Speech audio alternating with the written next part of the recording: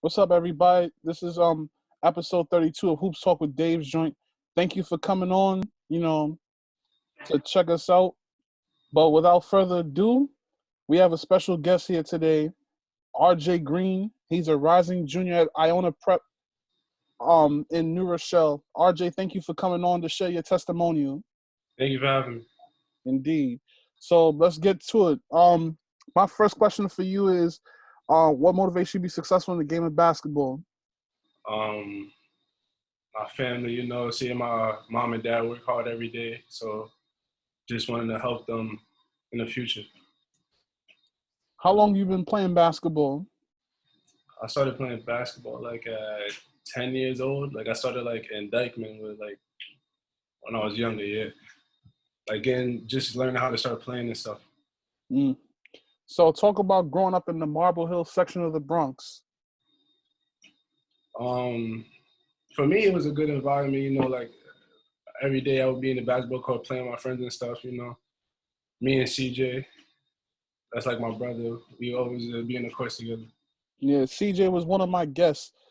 He's on in the earlier episode, but yeah, he talked about you and how you guys were close and everything, and how you guys would, definitely like to go, to the courts and hoop all the time. Yeah. So talk about, being the basketball culture where you're from. My basketball coach? No, the culture. The culture, oh. For me, it's very culture. My dad played, so it came down to me. And I'm looking to pass it on too. It's very big in our family. Where did Pops play at? He went to Kennedy. Okay. Yeah. So, what are the strengths and weaknesses in your game? I think my strengths are I have good IQ and passing skills, and I'm also a good scorer, slasher. I'll say some of my weaknesses is probably being vocal and being a leader on the court. Sometimes I could be quiet and shy. So, what are some tournaments that you like playing in during the summer? I played in Dykeman a lot. Last year I played in Dykeman. I would play in Positive Influence. I played New York versus New York 1 year too. Tournaments where there's good competition. Indeed. So, what was the first AAU program that you started with? I played for New Heights. I think I maybe say 5th or 6th grade. I played with them for 2 years. I remember going to nationals and stuff like that. Okay. Then after that, I went to PSA from 7th grade to now. So let's talk about PSA for a minute. I see you wearing the shirt and everything. Shout outs to PSA. Talk about what they've done for you in your time with them. I learned a lot from them. Not only on the court but also off the court. It's more of a family. Instead of it being a basketball program, it's more like a brotherhood in a family. So they're teaching us stuff that can help us in life and on the court as well.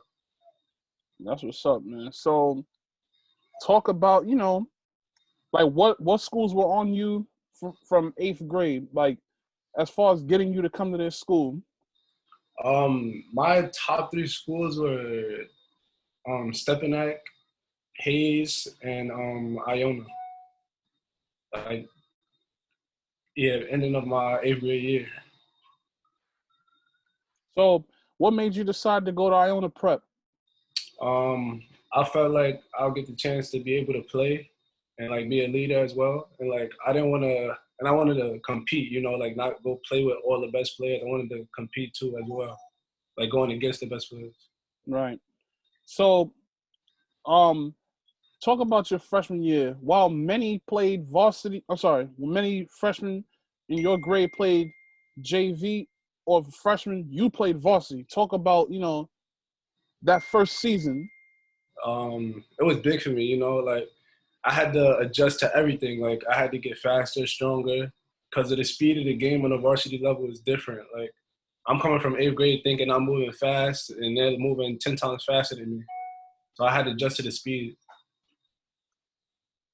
So basically, like, were you nervous as far as like getting on varsity? Because now you're playing against more elite competition, more advanced competition.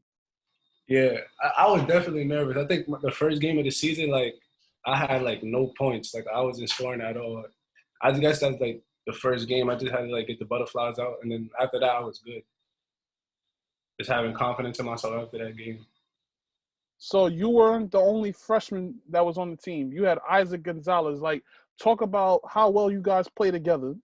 Me and him, we're like I would say like one two punch combo. Like, me and him know each other so well. Like, I know where he's gonna be at on the court, and he know where I'm gonna be at. We do a lot of pick and rolls together to get each other open. So what's your like basically how talk about your relationship with Coach Alvarado? Talk about what Steve has done with you in your 2 years at Iona Prep so far. I learned a lot from him. Like, he's a good coach, like a great coach to me. Um, he taught me a lot about defense and positioning and stuff like that. Because at Iona, that's what we really focus on, defense. Like, not really often, but we play a lot of defense because defense wins games. And yeah, he taught me a lot about that. My IQ, my shot is getting better too. Just helping me on everything, on and off the court too as well. Even in the academics at Iona. Let's talk about the academics. So this is Iona Prep is a school in New Rochelle, Yeah. basically Larchmont. You know what I'm saying? Like, it's around mansions and it costs well over $20,000 a year. Like, basically, like, talk about what it means. A kid from an urban environment going to a school, a preppy type of school, way out in the boondocks. Mm-hmm. I'm grateful, and I'm like taking the advantage, making sure I get a full education and making sure I'm getting better every day in the gym as well. And that's what's up. Just being grateful. Now, every year, well, at least the last 2 years, you guys have faced off against Stepping At. Talk about what it feels like, playing against them, because that's the big rivalry every year. Like, now it's to the point where you guys are playing in bigger venues. Like, you guys can't hold those games in the gyms anymore. Like, now you guys are playing at the county center and Iona College. Like, talk about that. Those are big games. Like, it's always over capacity too. Like almost 3,000 or 4,000 plus people there to come watch. I think it's a good game because I get to compete and with my teammates and stuff, and we all get better as well. And I like playing in that type of atmosphere too. So talk about your sophomore season overall. I think we did good. I did good this year. I think I averaged about like 16 or 15 points and like 6 rebounds maybe. And this year we got to the first round of the playoffs. We lost to the Scanlon, and then we played Bishop Lockland, and we beat them. And then we was gonna play Stepinac again, but then coronavirus popped up and stuff. Yeah, man, it's rough times out here. So, yeah, COVID-19, like, basically, like, what are you doing to stay sharp, academically and as far as like athletically? Yeah, like every day. I think from Monday to Friday, I have class in the morning and stuff. So I'm like doing that and getting my work done and sending it into my teachers. And then for basketball wise, I do a lot of calisthenics, like push-ups and stuff, pull-ups. And then when I can, sometimes I go to the park at night and get some shots up or work out. So how hard is it finding a court available? Being that they took all these rims down. Like, how hard is it to find courts? Yeah, it is. It's crazy because like all the parks I used to go to that always had a rim, they're all down. Like, I had to go really like searching for a court to go play on, and that's me because I was like so desperate to get shots up again because it's been a while. Yeah. Now, as far as the remote learning, like, how tough is that for you? Before you had the teachers, teaching you and everything. Now you have to learn in front of a computer. Like, how hard is that for you?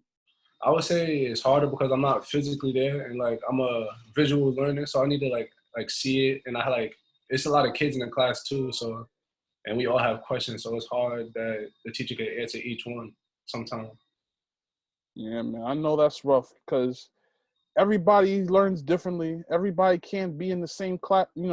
They can't be outside of a classroom and learn. Like they really, really need the security of school. You know, and let's talk about AAU. Like I know it hurts that you can't play on any circuits this year due to COVID, and talk about how you feel about it. When I found out about it, I was like shocked and like it hurted as well too because I wanted to play with I wanted to play against teams like not only in New York from like Texas and South Carolina and stuff like that, like to get some good competition and play in front of college coaches.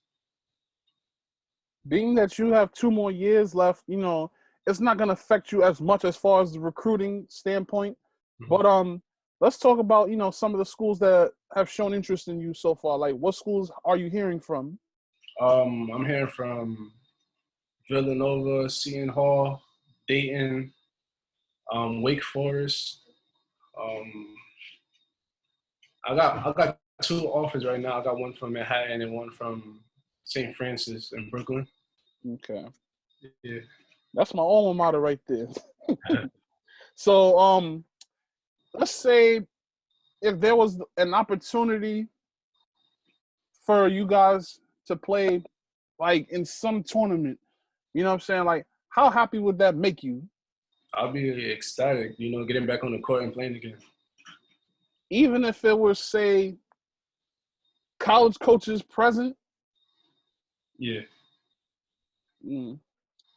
And, unfortunately, there's no Dykeman this year. Like, I know, like, that's kind of like a refuge for a lot of kids. Like, talk about, not having even the street ball tournaments. Yeah, because it's hard now because, like, I remember I played in Dykeman every year against, like, I was playing up all the time for, like, 19U maybe, like the high school league, playing against them. Yeah, but it can't happen this year. It's going to be missed. Mm. So, basically, my last question for you is, what's next in the future for RJ Greene? I'm just trying to get better every day, staying inside the gym and learning more, getting a free education too. I think by next year also, I'm trying to get the player of the year in the Catholic League.